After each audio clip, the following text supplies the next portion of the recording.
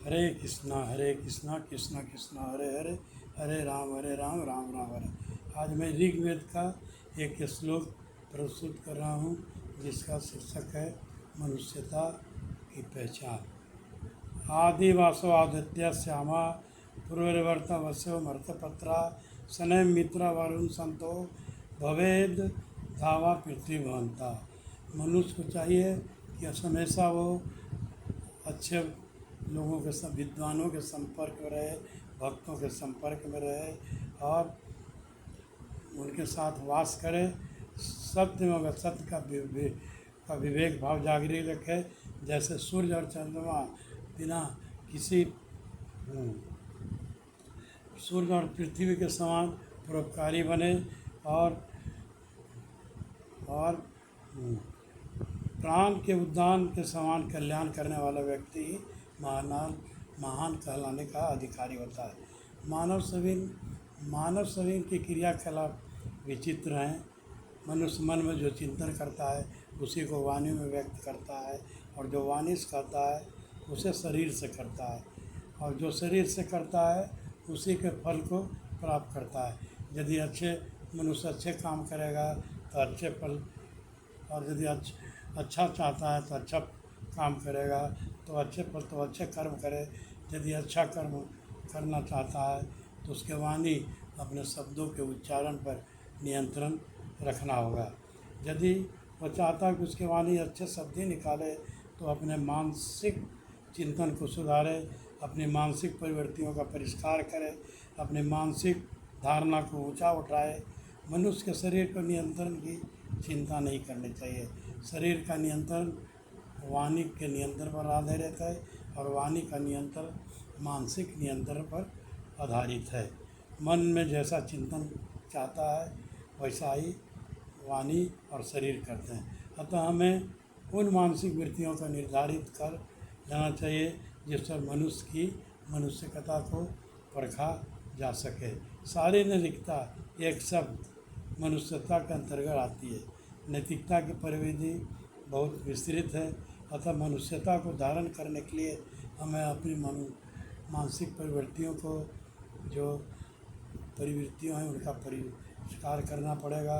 संसार में जितने भी जल चरचर नवचर भूचर हैं सब अपने भोजन और प्रजनन की क्रिया में ही व्यस्त रहते हैं, परंतु प्राणियों में सर्वश्रेष्ठ मनुष्य में भी रहता है, और वो भी अधिकांश इसी प्रकार अपना जीवन व्यतीत करना करता है। तो फिर पशु और मनुष्य में क्या अंतर रह जाता है?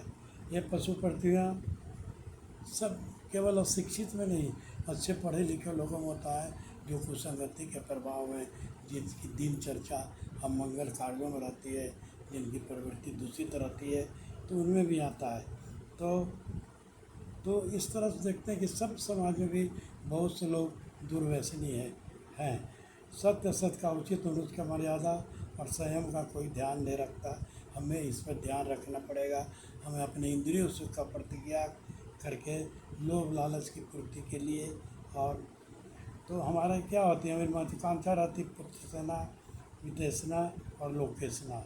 इसी के लिए हम इन्हीं चीज़ों को विस्तृत के लिए ध्यान देते हैं और अच्छे व्यक्तियों के संपर्क में रहते हैं। और तो इसी तरह का हम क्या होता है, इंद्रिय सुख के लिए, लोभ लालच की पूर्ति के लिए पुत्रेषणा विदेशना और लोकेशना के लिए संसार का कोई भी निष्कृष्ट कार्य कर सकते हैं।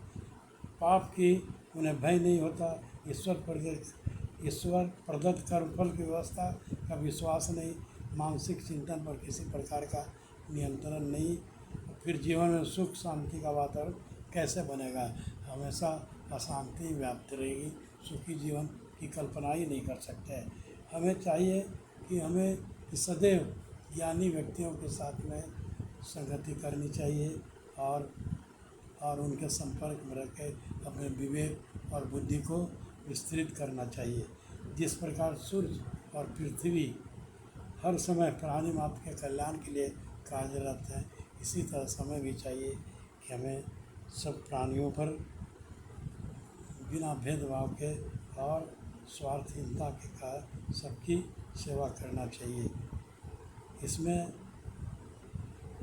तो जिस प्रकार सूर्य और पृथ्वी सिर्फ प्राणी मात्र के लिए, जीवों के कल्याण के लिए कार्य करते हैं और इसमें उनका अपना कोई स्वार्थ नहीं होता, उसी प्रकार हमें भी उचित और अनुचित का विचार करते हुए प्राणी मात्र के भले के कार्यों में ही अपने को नियोजित करने का प्रयास करना चाहिए। इस प्रकार कुविचार और कुसंस्कार हम पढ़ावा ही नहीं सकते। मनुष्य की मनुष्यता इसी में। हरे कृष्ण।